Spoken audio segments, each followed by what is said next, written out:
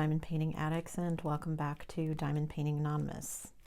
Today I am going to, I hope, be filming a WIP and chat, and I'm going to be working on this journal, which I have unboxed, but the video hasn't gone up yet, so you'll probably see this WIP and chat before you see the unboxing, so keep an eye out for that. I have done another one of these journals with a butterfly, but these are quick little projects and things that I can give out as gifts. And I'm currently working on 2 big projects and coming off of a 3rd big project. And so I just wanted something small and simple that I could just kind of be like, okay, here we go. So that's what I'm going to do while I'm doing this WIP and chat. If you're new here, welcome. WIP and chat, WIP, W-I-P, stands for work in progress. So if you're a crafter, go grab whatever you're working on and sit down and listen with me while you work. Or you can watch and see how I work while you listen as well, whichever is better for you. If you can hear noises outside, I apologize. I tried to wait them out, but I don't know if my neighbor is having their roof redone or they're building a fence, but there's lots of sawing and noise going on, so I'm hoping you can't hear it. So we'll see how this goes. So I'm just going to dive in. Typically with these, the first thing that I do is find what's the biggest one, because that's going to give me the most bang for my buck while I work on this. So typically I would start with probably the 3s because they're big, or maybe the 2s because they're big as well. But since these 1s go all the way down the side, I think I'm going to pull this back and do those first. And I typically leave this clear cover kind of on here, and I just pull it back and, you know, move it around as I need to as I go. Of course, I say that and then it's not going to want to stay. Okay, so I'm probably going to turn it this way just so I can. Anyway, well, let me find what is number 1. Number 1 is these little pearls. And with these, I typically don't kit these up anymore. There's so few drills and so few colors that I just pick a color to start and go and yeah, start working. So I have, let me make sure I have wax in my pins here. I have my, I'm going to try my pretty placers for these. I do find that I like the pretty placers for these just because a lot of these special projects like this have the weird special drills, and so the pretty placers do make it easy to pick up these special drills, especially the bigger kind of weird sized ones. I'm going to cover the rest of that up while I work on these. Oh, because there's one right there.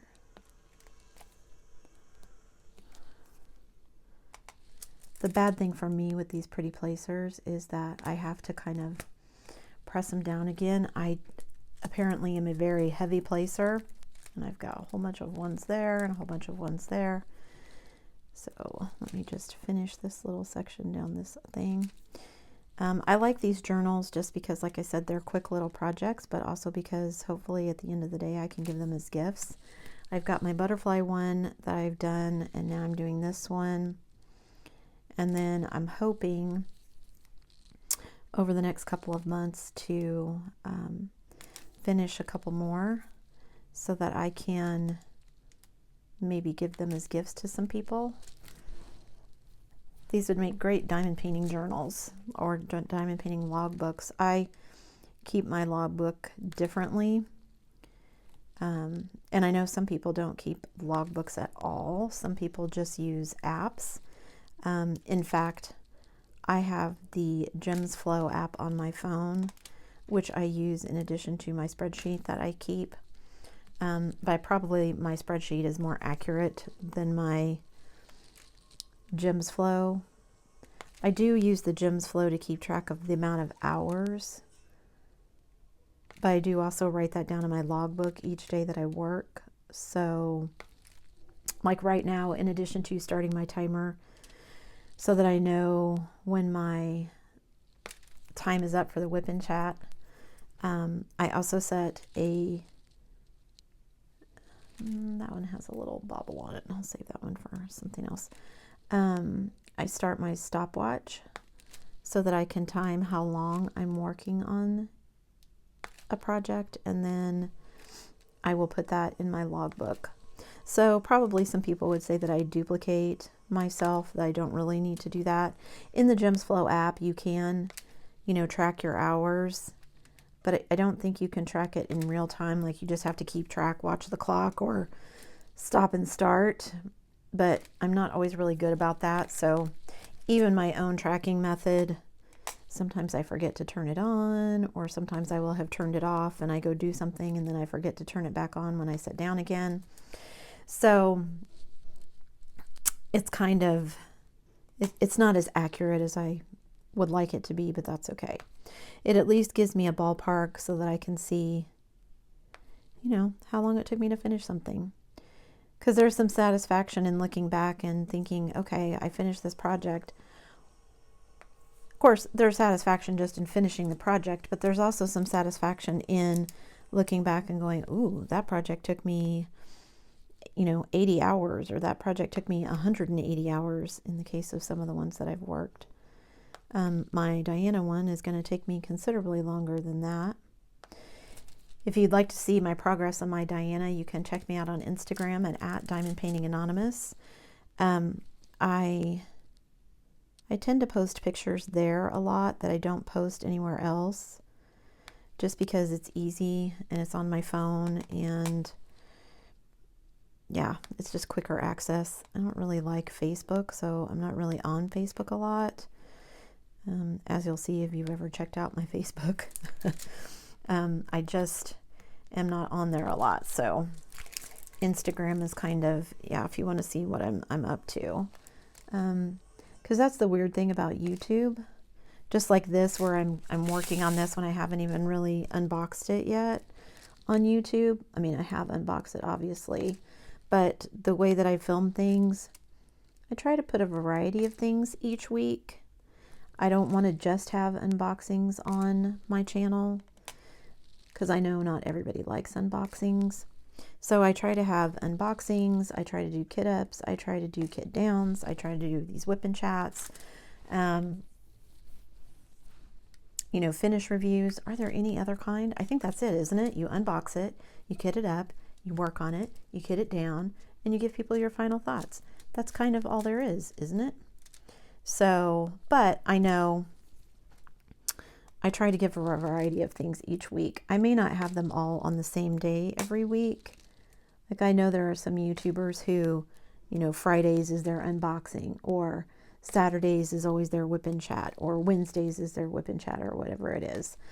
I don't necessarily try to do that so much as just make sure that I've at least got, you know, a variety of things each week.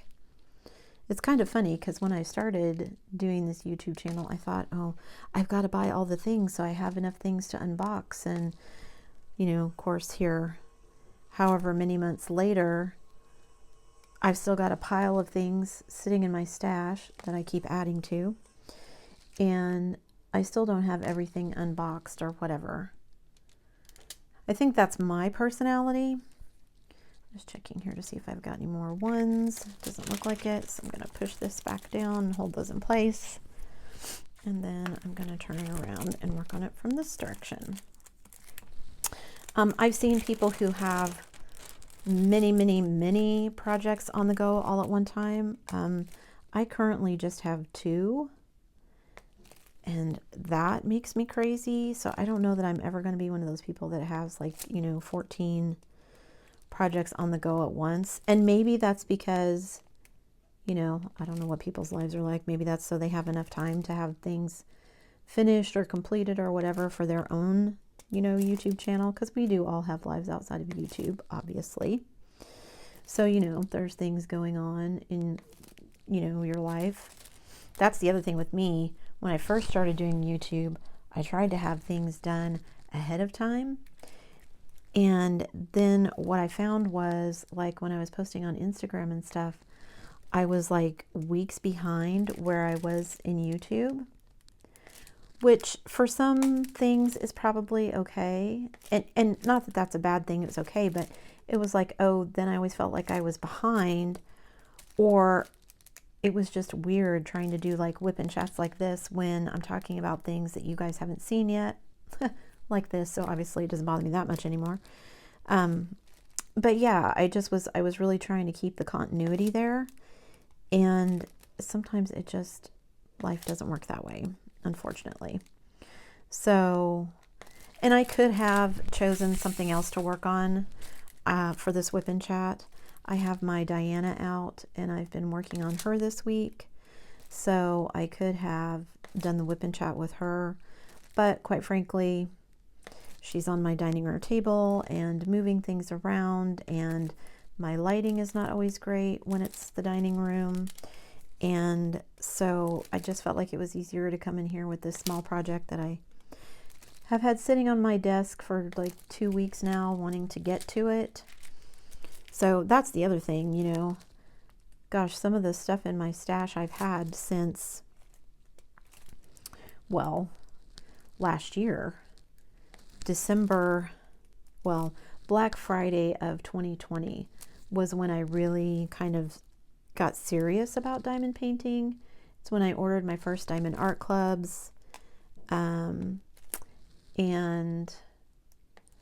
I kind of sat down and started seriously thinking about the YouTube channel and what I wanted to do, and kind of trying to do some of that behind the scenes, you know, coming up with your name and your logo, and doing all that kind of stuff. And because some of that is fun for me. I know not everybody does it that way, but that's how I did it. So yeah, and then I think it wasn't until the end of February, beginning of March, that I actually started the channel. So in some ways it feels like it's been, you know, forever ago since I started doing this, and in some ways it feels like it was yesterday. So that's been nice. And it's growing, not as quickly as I would like, but that's okay. Slow and steady, right? I'd rather have people who were here and really interested in what I'm doing and kind of invested in it as much as I am. Well, probably not as much, but you know what I mean. Rather than people who are just here to, you know, win a giveaway or something like that. Not that there's anything wrong with winning giveaways, but just, you know, I'd rather have people who are going to stick around. The interactions are nice, especially since I live in the middle of nowhere, and interactions some days are, you know, with my kids, and that's it.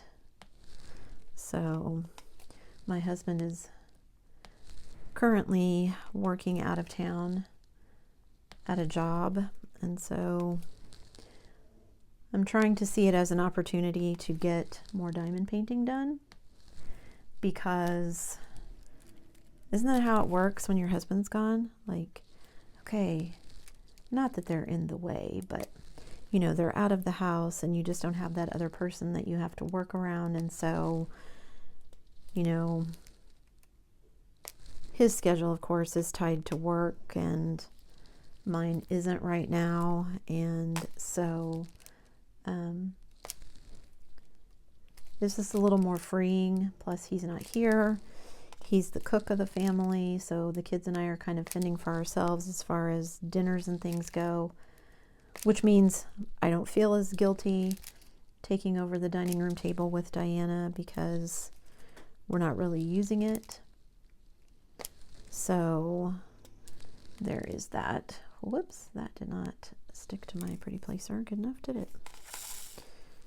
The shine on that one looked a little funky anyway, so let me pick a different one. Okay, I think that is all the number ones. Let me turn this around and look at it really quick, and let me see if I missed any.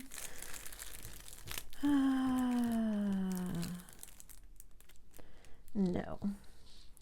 So I'm going to take these ones that I didn't grab a trash container and I should have, so if I can pick these up. Gonna lay them over there to be trash, and then these, ooh, I threw this thing away, but let me not do that, because I will probably actually film a kit down of this. I did that with my rooster, which if you want to check that out, I'll put a card up in the corner and you can check that out, because the D kit of the rooster should go up before this one does, so you guys can kind of see. Just not worth it, like I said, with the special drills, to kind of kit it up when there's so few drills. I mean, I think I only have 6 colors in this one. So let's see, which one do I want to do next? Do I want to do the 2s and 3s? I think I'll go ahead and do the 2s, because the 2s are only right here. So here is number 2. It is these kind of iridescent teardrop shaped ones.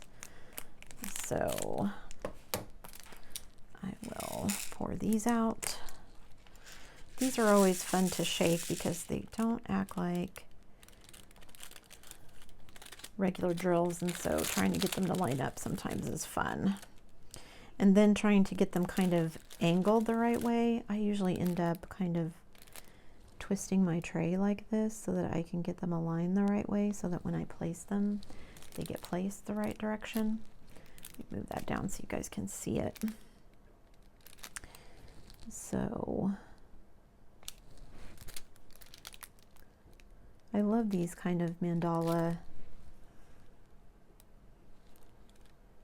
designs. This is more like a paisley than a mandala, but you get what I mean.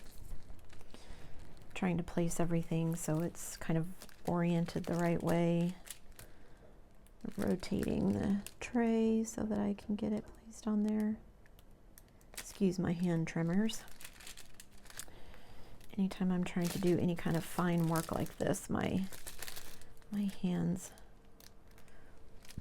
want to get super shaky, which makes painting miniatures interesting when I do that. Oh, do I want to use that one? Yeah, that'll be all right. That one's got a tab on it, so I'm going to put that in the trash. That one's got a tab. That one's got a tab.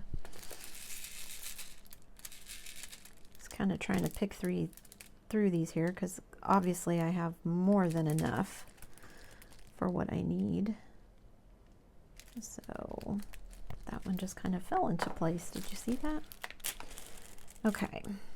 So that's all of the number 2s. I think, oh, I left one in there. Didn't even fall out. Oh well. I think I'm going to save the 3s, even though they're the next big one. But I think I'm going to save that one. Come on, get in there. That's the other thing about these special drills. They aren't really made for these trays. So, okay. So I think since 4 goes down this line too, I'm going to do number 4 next. So which one is number 4? 4 is this silver one. And I'll probably actually use my diamond painting pen for these, because I could use the pretty placer, but I think for these I will just go ahead and use my pen. Pull back a section so I can work here. This is actually one of the few times I leave these clear covers on them. I typically, when I work, I do not use these clear covers at all. I will pull them off and use my release papers. With these special drills though, I want to be able to see where I'm going to be working and where things are going to be placed, so I will leave them on there. I could washi tape and section them off, I guess, but I never do. It seems like too small of a project just to go to all that fuss. I was actually thinking the other day I should try the whole washi tape method, leave a clear cover on, section it off with the washi tape, and then cut it. because I've never done that. I almost always use my release papers, but I think that's because I'm afraid if I do the washi tape method, I'm going to cut too deep with the X-Acto knife and not just cut through the cover paper. I'm going to cut through the canvas as well. And, you know, some of those canvases are expensive and I don't want to ruin them. And so every time I think about doing it, I think, maybe not this one. I guess I could do it on some of my smaller canvases and try it where I don't really have as much money invested in it, because I'd be way more upset if I messed up a canvas that was, you know, $100 versus one that I paid like $4 for. So, because I think that's one of the things that I like the best about diamond painting is I'm constantly learning new things. People are constantly sharing, you know, things on Instagram or whatever. And so I'm constantly finding new ideas, and also on YouTube. I just found the other day. Now, when I get this finished, I will seal this, because this is going to be a book that someone is going to write in eventually. And because the cover is going to get open and closed a lot and possibly bent, I don't want any of the diamonds to move or fall off. So I will seal it. Not an absolute guarantee that they're not going to fall off, but that's what I can do. So I have a special little sealer that I bought from, it's from the UK, I think, and the bottle was like $20 some, so it's kind of expensive, but it works. And but I really only use it on small projects like this where somebody's going to be handling it a lot, like my little my passport holder that I keep my small release papers in. This one, I sealed it so that, because I knew it was going to get a lot of handling. I mean, I open and I close it, and so I wanted it to be pretty sturdy. So I sealed this one, and then my other journal I sealed as well with my fancy sealant. But I don't really seal any of my other paintings, or I haven't to this date. Rather than sealing them, I typically frame them. If they're not going to get framed, then, like, if they're small enough that they're going to go in my portfolio book, which is like a 30 by 40 or smaller, then I still don't seal them. I just cut off the edges and I attach them to a piece of cardstock and put them in my portfolio for display.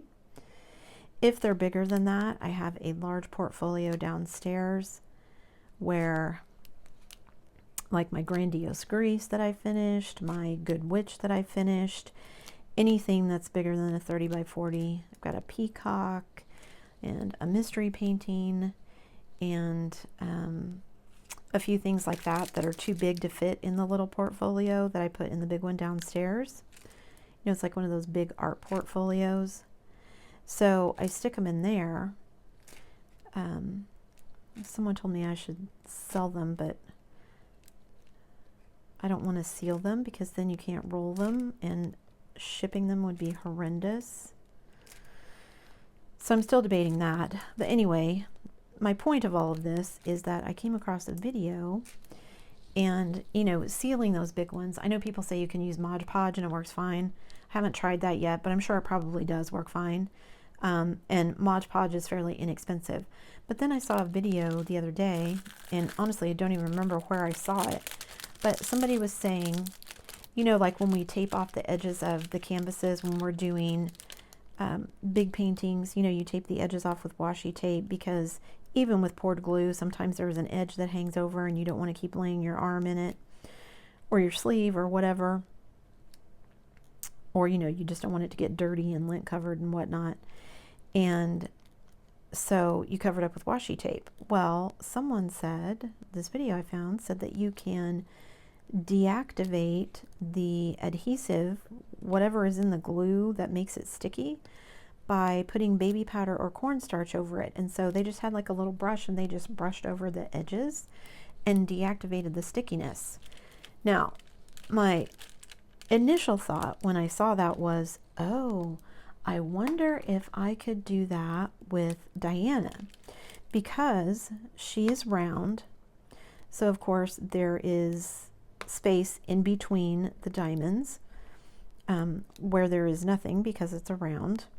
And I thought, I wonder if I could do that, because I didn't want to go to all the trouble of sealing it. I'll probably just frame her and I won't seal it anyway, but my thought was, oh, I wonder if that would work, because let's face it, baby powder and cornstarch are much cheaper than buying some of these other sealing products, right? And you probably already have some in your house, baby powder or cornstarch in your kitchen or your bathroom. So I thought I would try it. My initial thought was that I would try it on this because it's small, and then if it didn't work. But then I thought, I still want to go ahead and seal this one again because it's going to be handled a lot. You know, just deactivating the glue isn't necessarily my goal for this project. My goal for this project would be to actually seal the diamonds down in place, because I don't want them to move when somebody is handling it. You know, if you're talking about a large diamond painting that you're going to frame and hang on the wall, then, you know, odds are people aren't going to be handling it. Now, I guess that also depends on how you frame your diamond paintings. I typically put mine behind acrylic, not glass, because I think the glass interferes with the shine of the diamonds. But I also don't want to leave, especially like if it's a round one, I don't want to leave all of the drills exposed to, you know, kind of the dirt and dust in the air. I mean, even if you don't have any animals in your house, you know, for pet dander or whatever, you're still going to have dirt and dust. I mean, we shed skin cells, so, I mean, there's going to be dirt and dust. So, if you're not going to put glass on it or acrylic or something like that in front of it, I would definitely seal it. But, yeah, I think I need to try some different kinds of framing too. Like I said, I typically put mine behind acrylic, you know, behind something. But I've seen a couple of YouTubers who have done framings that are kind of like, basically kind of stretching them on a canvas frame. So I'm curious how that would turn out. And some of these that I wasn't ever planning on framing anyway, like I just bought them to do them. I didn't really buy them with an eye to, I'm going to hang that up in my house. Then I could try them out and see. Plus, then it would be content for the channel, so you guys could see how it turns out, right? Without you guys taking the chance of destroying your diamond paintings.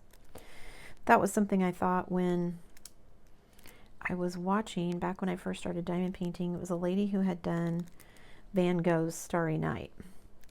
And basically after she completed it, and it was probably a 60 by 40, somewhere in there. After she completed it, she decided to kind of split it into 5 or 6 sections, and then she did a test of a bunch of different sealers. And she used like the Mod Podge. She had different types of Mod Podge. She had that weird glue that comes in the pen. I can't remember the name of it, the craft glue or whatever it's called, that's in like that blue container, the blue squeeze pen thing. And then she had like some fancy art sealers, and she was trying to see which ones worked the best. I think that kind of stuff, though, while it's helpful, is awful subjective, just because, one, sometimes it's really hard to do that on camera, because what you're doing, just what you see in real life, doesn't translate well onto the camera. And so, you know, you can say, oh, well, this one has the best sparkle and shine, and maybe it does in real life, but it can be hard to tell that on camera. Because several of hers where she was like, oh, I think this one looks the best, I was like, really? If I had to pick, it would have been like her 3rd or 4th choice. But that, again, could be because it doesn't translate well onto the camera. So, you know, sometimes you just have to experiment for yourself and see. And of course, everybody's, you know, constantly coming out with new products and new things to try. and I'm a sucker for all that kind of stuff, so I'm constantly buying new things to try. I just went out this morning, and I keep telling myself I'm not going to buy any more diamond paintings. You know how that goes. Then I got an email from Diamond Art Club that one that I really super duper wanted was in stock again, so of course I had to buy that. And then I got another tray order, and it was had another advertisement in it for this place that sells crystal drills, and I wanted to try them out because I have lots of these crystal kind of rhinestoney ones left over from the special projects, but typically they are round, and this particular place sells square ones, so I thought it would be fun to kind of try those out and see what it would look like to add in square ones. Because I will say, until I started diamond painting, that's something that had never occurred to me either, until I saw someone else doing it, that, oh, I could, you know, switch out some of these drills that they provide you with, like special rhinestones or special crystals, or, you know, special shaped drills, or ABs of my own, which I am currently doing with the 2 canvases I'm working on. I bought a bunch of AB drills to go with Diana, and I am sticking those in as I go, just kind of randomly sticking those in and having a lot of fun. And I do think it really does add to the overall effect of the canvas. But it's such a big painting that it kind of lends itself easily to doing something like that. And then I bought, one of the things I bought when I bought the square ABs was I bought some 310s, because I figured, you know, that's like what the most used drill probably almost is 310. And so I thought, well, I'll get that. And then I can add them into, you know, surely I'll find a canvas where I can put those in. And then this one that I have, other big canvas that I'm working on for the July event that I'm doing, has a lot of black. And so I'm adding them into that one and actually having a lot of fun there as well. So I'm trying to look at this and see where I want to go next. I guess I want to go back over to this side and finish the 4s over here, and then I'll do some more down this side, and then maybe I'll turn it around. So anyway, adding the ABs in has been a lot of fun, and it does kind of then make the canvas, you know, a little bit more one of a kind. It's not exactly the same as the kit, and it's, you know, something more individual to you. So I think I was afraid at first that I wouldn't be kind of artistic enough to figure out how I wanted to do it or what I wanted to add. So at one point I finally just figured, screw it, I'm going to jump in with both feet, and I just started kind of randomly throwing drills in.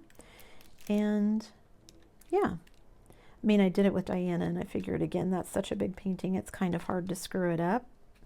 One wrong drill here or there, no one's ever going to know, because there's just so gosh darn many of them and so many different colors. I did that yesterday. I was drilling on her and talking to one of my kids at the same time, and all of a sudden I realized as I was talking that I was putting the drill on the wrong symbol. And if you've done a Josephine wall, or if you've seen anyone doing a Josephine wall, you know that the colors are, there's a lot of them and they're very similar, and so trying to figure out which one was the one I had put in the wrong place, yeah, and pulling them off and putting them in the right place, and then getting the right drills and putting them on where I had the wrong ones, was not a lot of fun. And I probably missed some, but I just figured at that point, who's gonna know? I mean, standing back and looking at the canvas, I don't see anything obviously out of place. And I got off as many as I could. So thankfully I wasn't too far into it. And you know, for all I know, I've done that in other places as well without realizing it. So, you know, it is what it is. Okay, so I think I got the 4s on the top. Did I get that? It's 5s, that's 6s, 3s, 5s. Okay.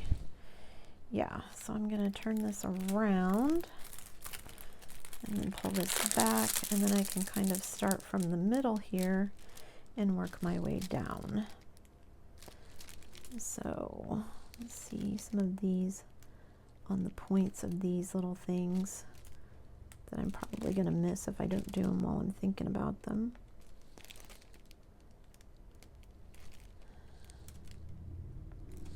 So I need to rotate this glue dot. It's been in here for probably, 3 paintings now, so I probably need to change it out. Is that all the 4s down this? Nope, I missed one right there. Okay.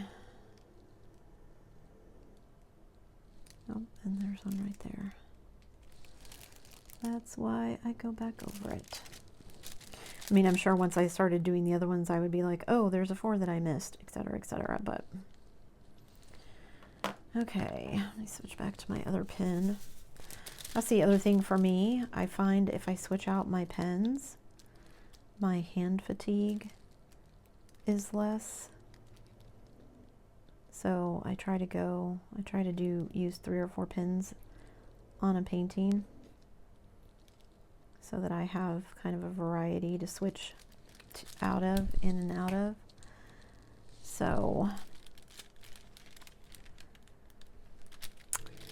let me see, do I have any down this side? See, this side doesn't have any on like it does over there, except for these long ones down the side. So I guess maybe that's why it's got these long ones down the side.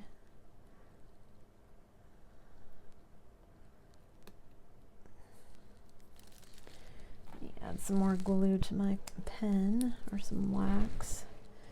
Actually, I have wax in this pen just because I was lazy and it was right here. So I think that loaded up some wax in it. Let's hope anyway. Sometimes with these pens it's hard to tell. Ooh, where's my tweezers? That one has a little tab on it. I don't want to use that one. Get rid of that one. Get these all lined up again so I can see what I'm doing here. Make sure I'm on in frame. That's the other thing, doing YouTube stuff is like, I got to think about, you know, am I in the frame where everybody can see what I'm doing?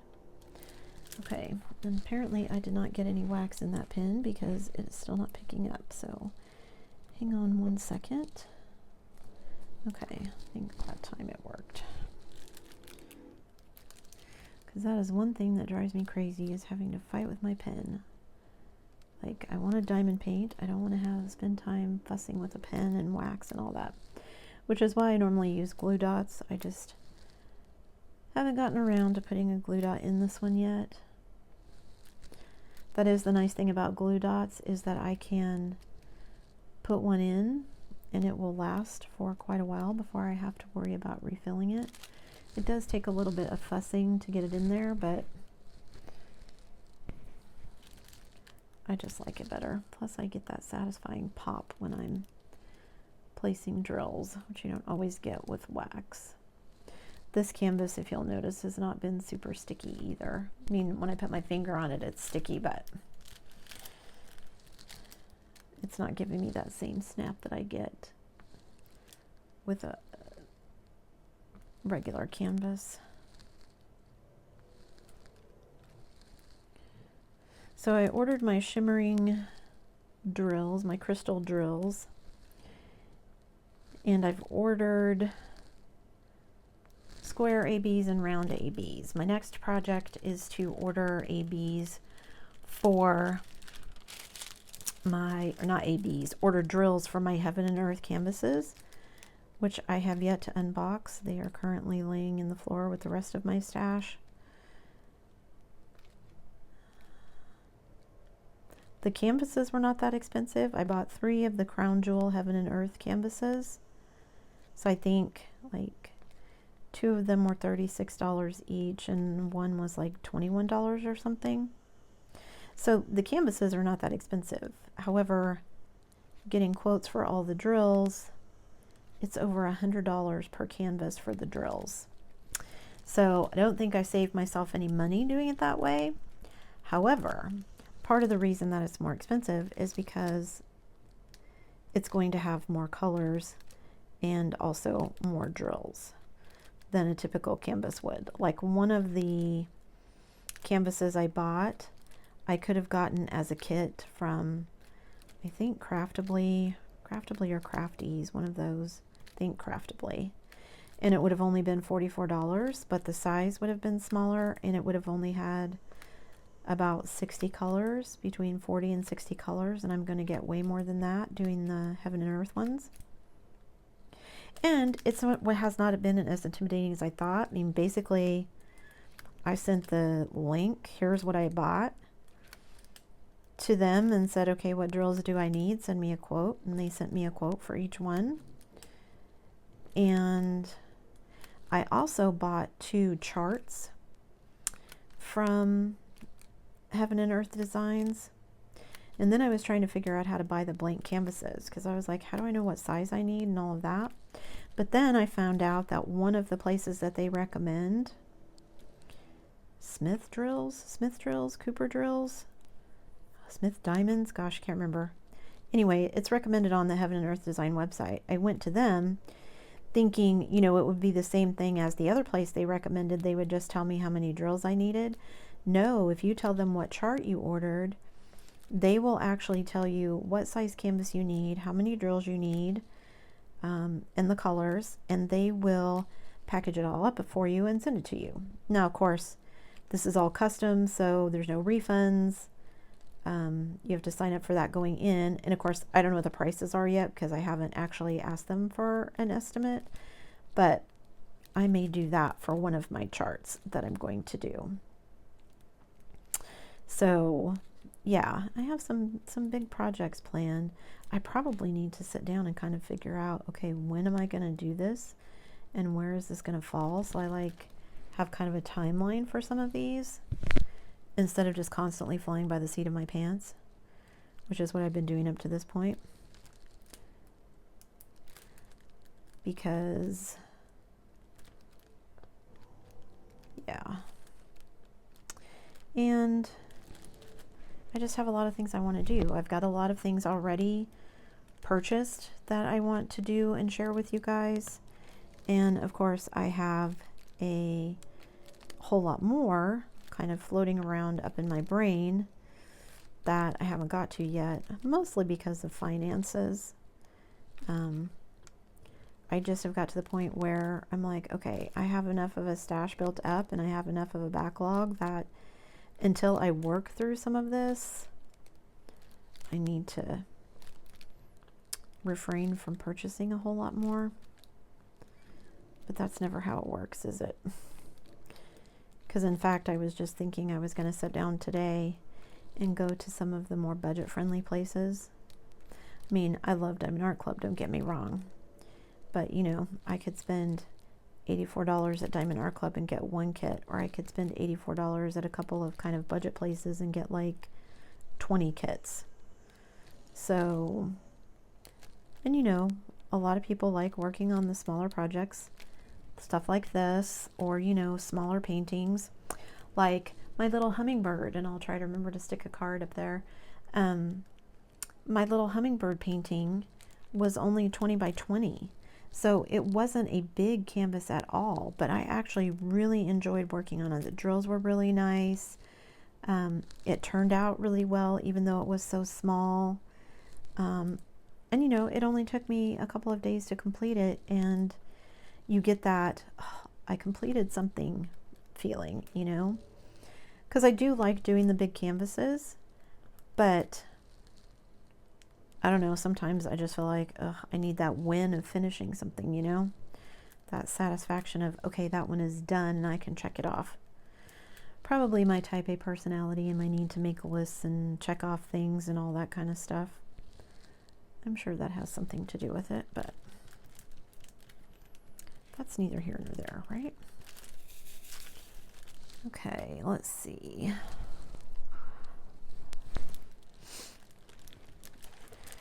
Trying to figure out where I want to go next.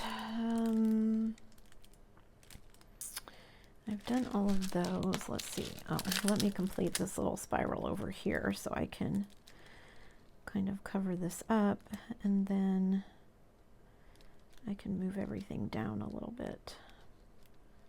I really like these paisley designs as well as the mandala ones.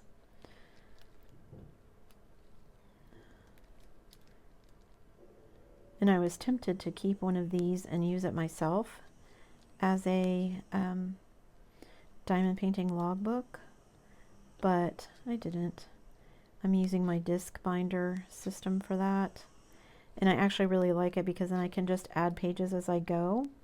So when I started with it, it was all just kind of scrap pages and things left over from other planners, and now I've turned it kind of into my own logbook. I need to make it fancier. Like, I'm just using a leftover cover from last year's planner, and I'm just kind of cobbling together pages. So I will make it look fancier at some point, but for now, since that's where I started, I don't know if I'll start a new one when it starts the new year, like a calendar kind of, or like a new planner. Here's all my finishes for 2021, and then next year start a new one. I might. I don't know. Oh, now I gotta finish these down here.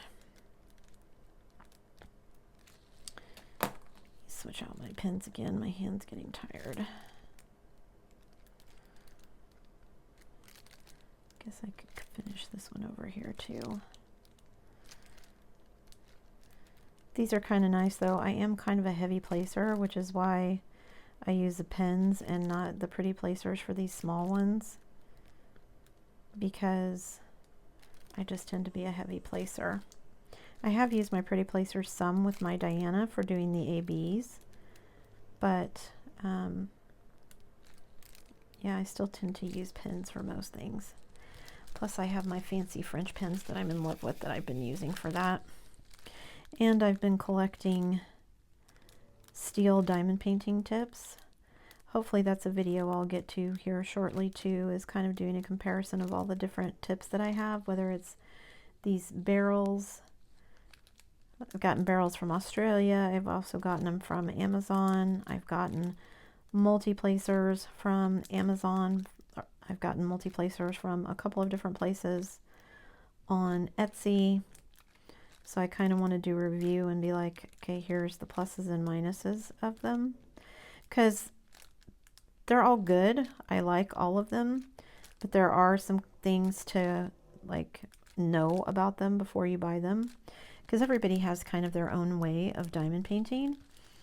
So, you know, what works for me may not work for you, and vice versa. Because like I said, for me, having more than maybe 3 projects on the go at once is probably going to be a huge no from me. I just feel like I get pulled in too many different directions, and then I have too many choices and I get overwhelmed. So, excuse me a minute, I'm going to take a drink here.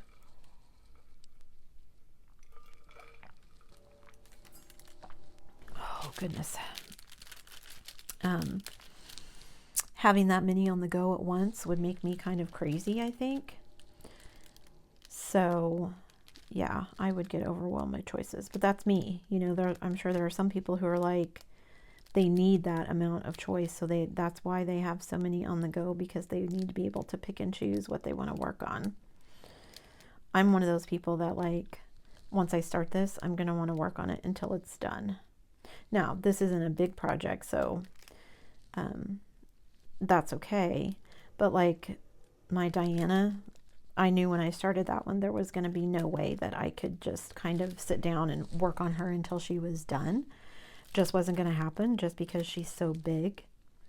I mean, first of all, I knew she was going to take up a lot of space and I wasn't going to want to leave her out constantly.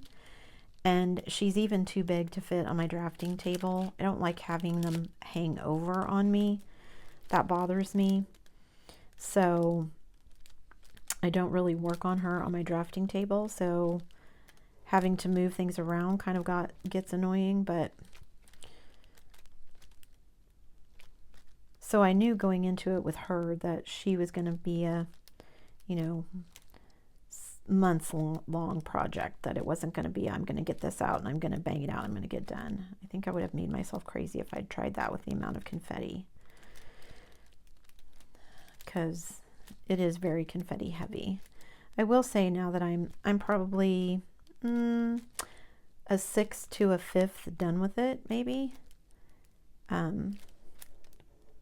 which is kind of crazy that I'm not further along with it, but yeah, she got put away for almost a month. So I've come up with a different system to kind of keep her more front and center so she's not out of sight, out of mind kind of thing. So I'm hoping to get more work done on her in this next couple of months. I have a kit that I'm doing for an event that I want to get finished. I mean, let's face it, everything that's in my stash is something I want to get finished, but of the things I currently have open and am working on, I have an event canvas that I'm working on. I have Diana that I'm working on, and now this one. I have one of my Summer with the Masters projects has been completed and is now awaiting a frame that I ordered. So hopefully that's going to be a video for you guys as well, to show you where I got the frame, how I ordered it, how I figured out what size I needed. Because that's always fun for those of us in the US, is trying to figure out what size we need, because everything in diamond painting is in centimeters and everything here in the US is not. So, and because it doesn't convert cleanly, and then trying to figure out how you want to do it. Because for me, I know some people will buy a frame and then they will just like buy a standard size frame because those are cheaper, and then cut their diamond painting to make it fit. So if they have to cut off a couple rows of drills or whatever, they don't care. I refuse to do that. I spent time placing all of these drills, so I want them on display. And if that means that I have to spend a little bit of extra time and a little bit of extra money buying a canvas or a frame that is the exact right size, then that's what I'm going to do. So, I mean, don't get me wrong, I've bought some kind of generic sized ones. You can get, I think, is it 11 by 17? I've got some frames here in the floor. I can't remember what size they are, but they're like a standard size frame, and you can frame a 30 by 40 in them pretty easily. I did that with one of my mystery paintings that my oldest wanted. So I framed it before I gave it to her because she wanted to hang it up. She actually has 3 of my diamond paintings. She has one, my very first square that I ever completed was one that I did for her. That's not one that I showed on my channel, but because I did it before I had the channel, but she has that one. She claimed one of my mystery ones. Once I got done with it, she really liked it, so she wanted it so she could frame it and hang it up. So I framed it before I gave it to her. And then she has a Diamond Art Club, the Princess Mononoke one that I did, because I actually bought that one for her. She is a huge anime manga fan. I never know if I'm saying that right. Manga. I think she says manga, maybe. I don't know. Anyway, you know, Japanese cartoons that they adapt, and I mean, she's like them since she was a kid, and she watched Sailor Moon, and She's been to conventions, and she and my youngest were both into Pokemon and Yu-Gi-Oh and that kind of stuff. They watch Dragon Ball Z. And I have no idea if I'm dating myself with any of this because I don't watch any of those things. They watched Avatar: The Last Airbender, which was, again, an anime, not the Avatar with the blue people from James Cameron. She just loves all that kind of stuff, and so she likes anything, well, not anything, but she likes a lot of the Japanese culture, and that includes anime and manga, so she has a lot of that kind of stuff. Is it manga? Did I just say it a different way? Manga? I don't know. Hopefully you know what I mean. If you don't worry about it. It's one of those things when she says, oh, this is from one of the shows she watches, I just kind of nod my head and go along. And then when it's Christmas and she asks for stuff, I'm like, what is this? Mom, it's from Studio Ghibli. I don't know what that is. It's an anime thing. Oh, okay. So then I don't need to worry about it. I just need to buy whatever it is she's told me she's wanted. That's what she got for her birthday this year, was two video games. I think one was a Switch and one was an Xbox game that were something to do with Studio Ghibli, I think. I could be wrong about that too. Okay, let me look through here and see, did I miss any 4s?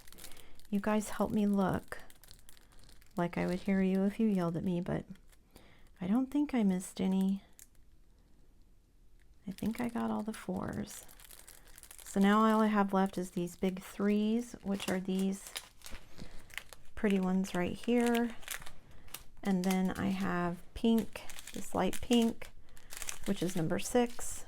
And then the kind of darker pink, which is number 5. So, but I'm almost out of time here, so I'm going to call that good. You can see how fast, oh no, they're moving.